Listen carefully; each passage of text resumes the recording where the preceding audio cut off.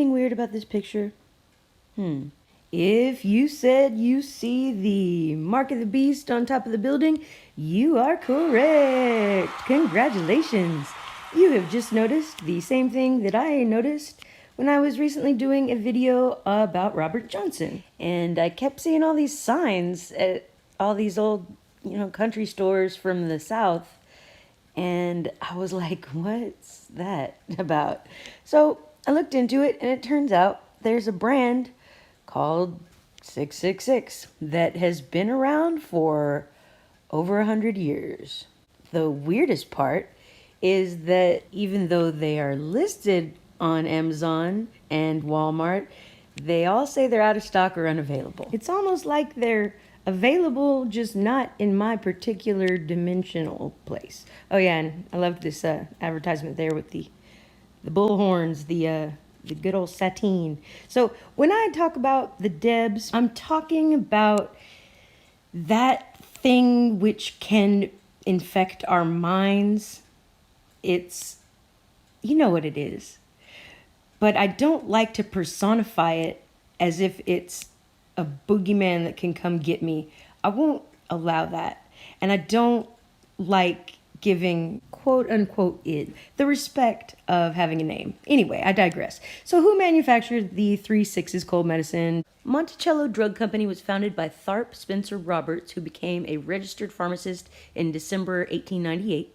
He purchased an existing drugstore and called it Monticello Drug. He and his brother Thurston Roberts incorporated a business, and in 1908, the drugstore became the Monticello Drug Company. And about that time, they purchased a patent known as prescription number 666 and called it Robert's Remedy 666. It became their brand. The prescription came from this weird story. So ABC News named Monticello, Florida, South's most haunted small town in 2003 because of a mysterious story of Dr. John Dabney Palmer. Dr. Palmer was the Monticello town physician and mortician and the apothecary in the late 18 and early 1900s. And as we can see from his gravestone, he was a Freemason. Just pointing that out. Dr. Palmer lived and worked in what is now known as the Palmer House, a 1.5-story white house that's been in his family for some years prior.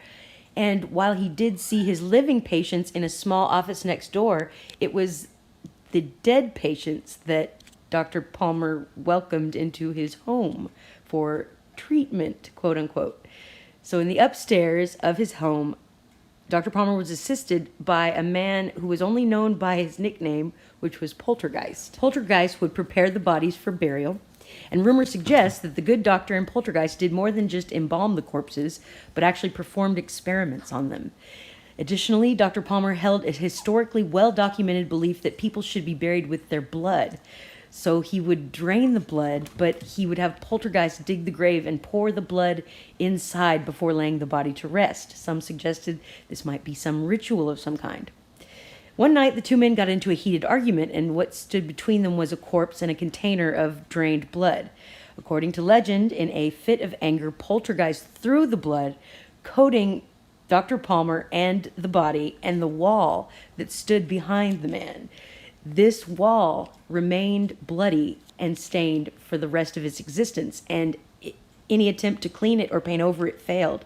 It finally had to be just completely removed. And Dr. Palmer was the one who created Elixir 666. As the local apothecary, he had been known for making prescriptions for people, and this particular prescription was apparently rumored to have saved a local pastor who everyone just continued asking for 666 because when they submitted it to the patent office, it was submitted unnamed. So the patent office employee simply named it for the number on the prescription. At no time did they think, hey, we probably shouldn't call it the number of the beast, like from the most famous book known worldwide for centuries. Just my personal take on it. As if it's any different, people refer to it as 3/6s. And so these reviews say in 2017, and this person in Baltimore says that they can't find it in Baltimore or online. These new products on the market just don't work as good as those 3/6s. And this person asks in 2017, why can't I find 666 cold preparation? It works wonders. You can probably still find some in small cornerstones of the country. I'm from a small town and I'm still able to purchase it. So I did find some satisfied customers as recently as 2017. So people have been buying it up until at least November of last year was the last one that I saw. That was the most recent purchase. But this phone call is a transcript, and I'll leave a link in the description because it's hilarious and you have to read it.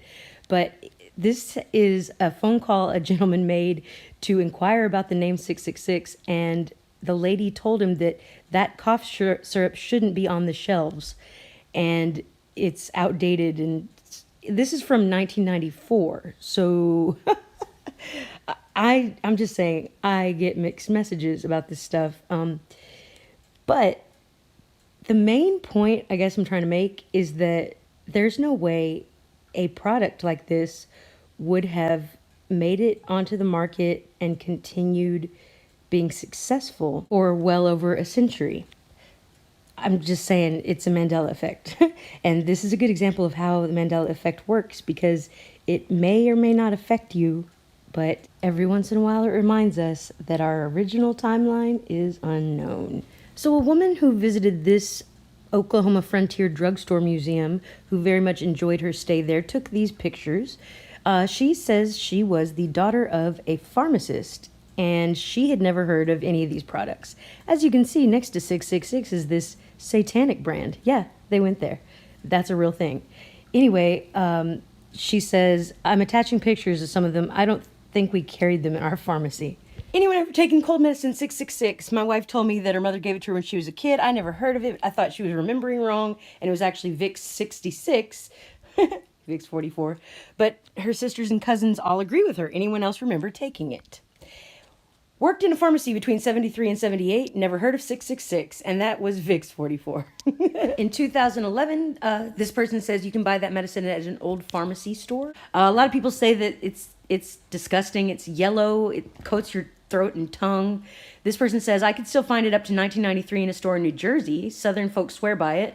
This person in 2014 says Amazon has it, and they provided a link. Another person in 2015 says that they were actually looking for it, and it led them to this forum. So here's some advertising paraphernalia. They would make these fans, I assume, for people to use in church and whatnot before air conditioning was popular.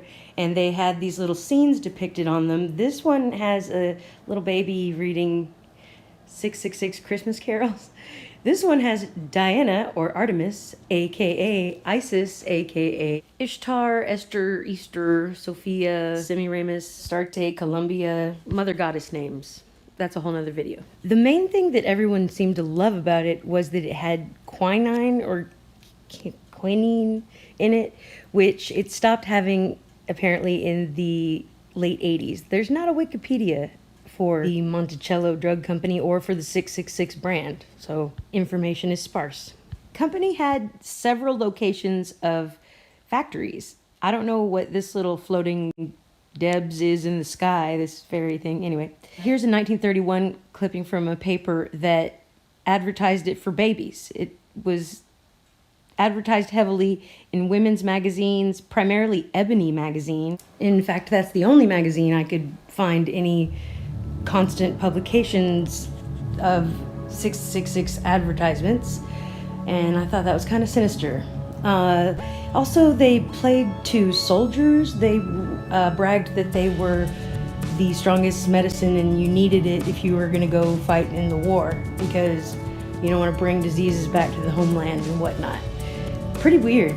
Finally, someone asked the Just Ask Pharmacy, and within 21 minutes they got back to them in 2011 with links directly to the Monticello Drug Company, which was selling 666 directly. But most importantly, if you're just going to take one thing away, I want you to know this. The stuff smelled and tasted like sulfur. Sulfur being the modern word for the ancient word brimstone. As in, the stuff comes from HE double toothpicks. If you'd like to see some more information that I gathered during this project, I have a whole bunch more about the Satanic brand and other things that were on the market at the time, which were interesting. So head on over to my Patreon page if you'd like to check that out. And as always, thank you for watching, and much love to you guys.